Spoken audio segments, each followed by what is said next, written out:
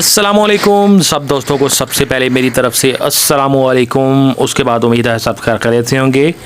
ये वीडियो छोटी सी एक बना रहा हूँ, सिर्फ कल एक सीन हुआ है उस सिलसिले में कि एक पीटीवी स्पोर्ट पर न्यूजीलैंड के जीतने के बाद एक प्रोग्राम लगा था जिसमें लाइव shoaib अख्तर को बुलाया गया था। उसके बाद उसमें अज़हर महमूद, उमर अकमल, राशिद लतीफ़, आकब जावेद और नोमान, नियाज और कोई ब्रिटिश का एक था और एक वेस्ट इंडीज़ का और एक वो पाकिस्तानी क्रिकेट टीम जो वुमेन है उसकी जो कप्तान थी वो थी। इसमें लाइव नोमान, नियाज ने हमारे लेजेंड shoaib अख्तर की इंसल्ट की और उनको लाइव टीवी से प्रोग्राम से जाने का कह दिया।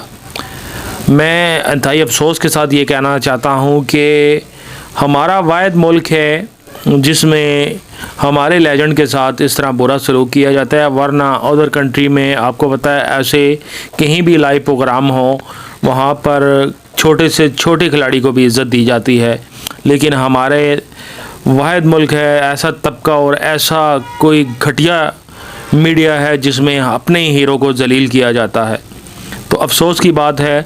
मैं shoaib अख्तर एक बहुत खूबसूरत और हमदर्द इंसान हैं। मैं उनसे यही कहता हूँ कि आप फ़िक्र न करें, ये नोमान, नियाज़ आपसे माफ़ी भी मांगेगा और इंशाल्लाह हम पूरी आवाम आपके साथ हैं।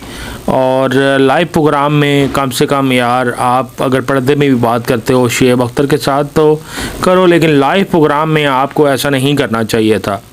और जिसकी वजह से नोमान, नियाज़ पर अब बहुत ज़्यादा तनकीद हो रही है लाइव टीवी पे और कॉमर्स पे, सोशल मीडिया पे बड़ा, ट्विटर, फेसबुक, व्हाट्सएप और बहुत सारी ऐसे इंस्टाग्राम पर नोमान नियाज़ की क्लास ली जा रही है।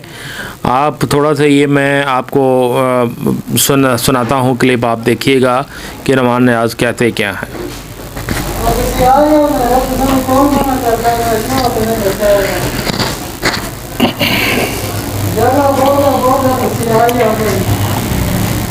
तो नाज़रीन आपने सुना, इजाज़त दीजिएगा, अल्लाह हाफ़िज़। और आप मेरे नीचे वीडियो पे कमेंट्स करिएगा और अपना जवाब और अपना जो कुछ भी आप shoaib अख्तर के बारे में कहना चाहते हैं इस वीडियो के कमेंट्स में जवाब दीजिएगा। ओके, अल्लाह हाफ़िज़।